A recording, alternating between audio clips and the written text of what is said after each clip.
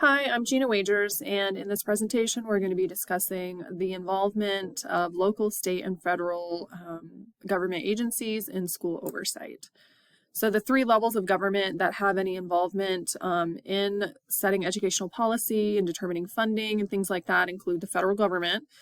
These are elected officials, usually involving the executive branch, which means members of Congress. Then there's a Secretary or Department of Education, and really their role in that is overseeing those federal policies and laws that directly impact schools.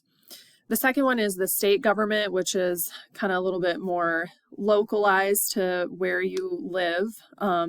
State government, when it comes to education, includes elected officials. Usually these are state boards of education. Usually there's a chief state officer.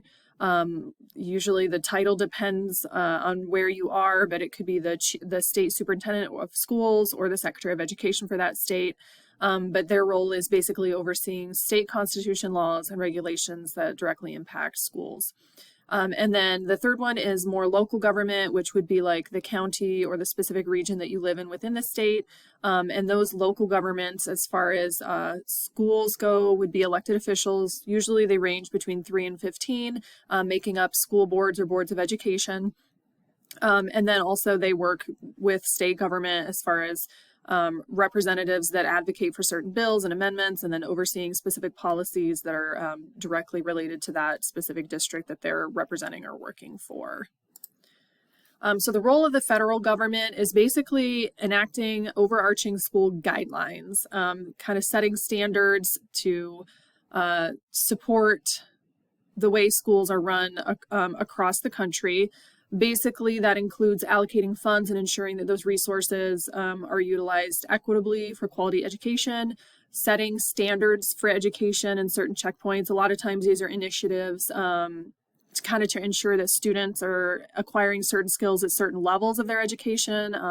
Some of the most common ones have been Common Core State Standard, Race to the Top, and No Child Left Behind.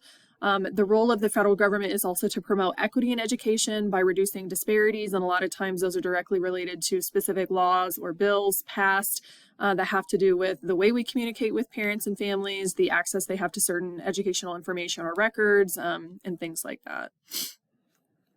So the federal government manages public schools basically by helping promote student achievement, by ensuring and setting those standards that help make sure students are prepared on a global scale for being competitive when they leave the K-12 or higher education system.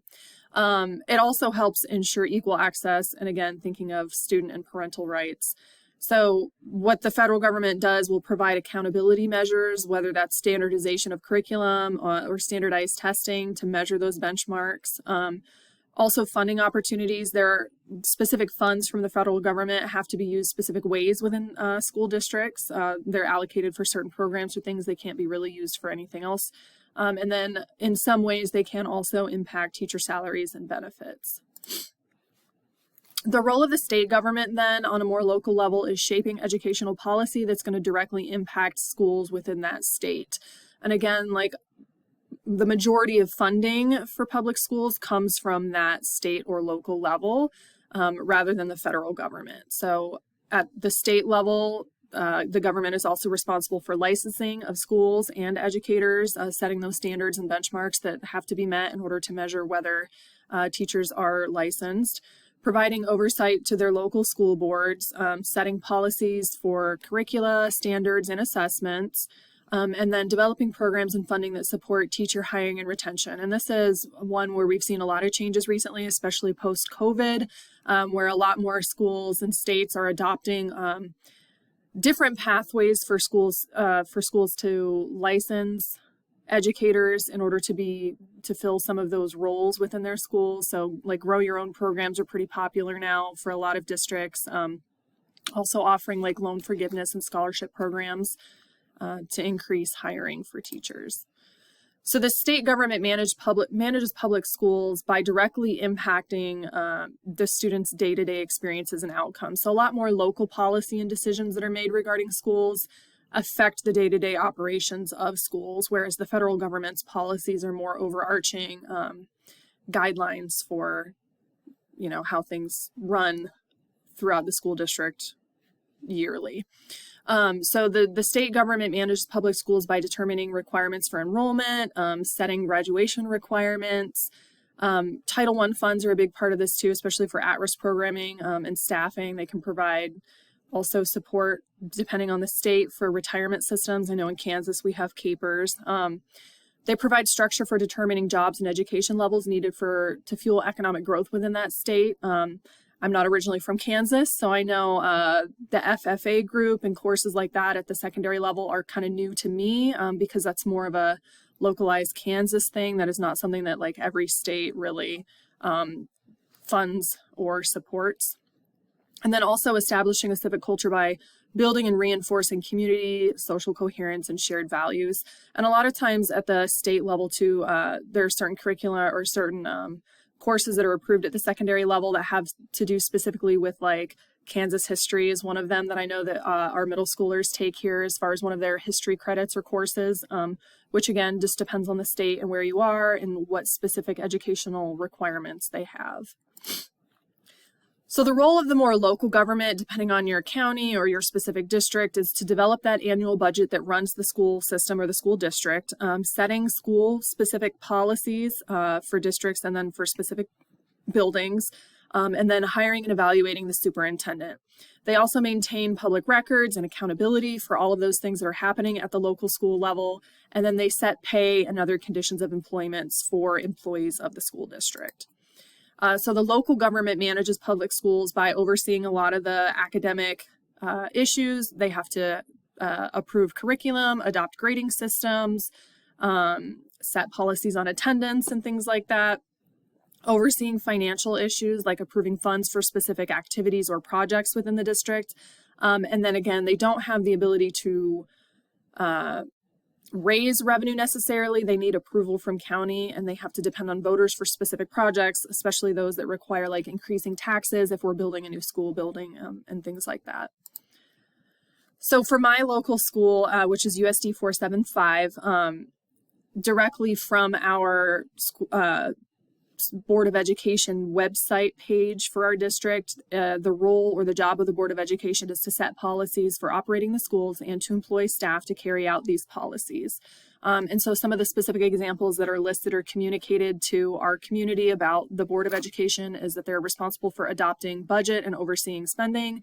They hire the superintendent and that their role is to act upon recommendations of the superintendent. They set goals for the district, whether that's curriculum, student achievement, teaching, or goals for increasing buildings or acquiring new equipment. They set guidelines for our district calendar. This happens with them meeting with a staff committee.